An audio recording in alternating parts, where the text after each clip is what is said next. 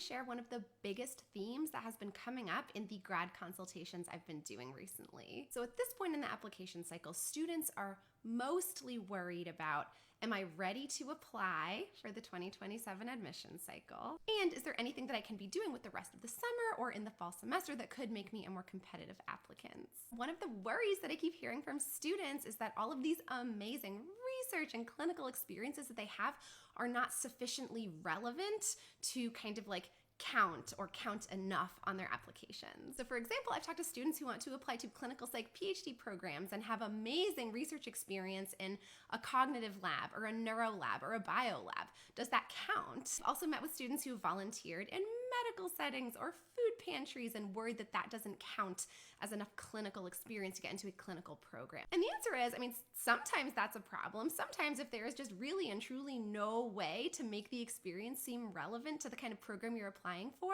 then yeah, you're gonna need some other experiences. But quite honestly, so much of preparing a strong application package is knowing how to frame the experiences that you had so that they sound maybe more relevant than they might otherwise sound. All of those example experiences I described would totally make somebody more competitive for a clinical psych PhD program, just as an example, as long as they were framed in a clinically relevant way in the CV and the personal statement. The moral of the story is that you are responsible for how you frame your experiences in such a way that they seem relevant and useful to the degree that you're applying to. I am always happy to help think that through. If you want to book a consultation, link in my bio.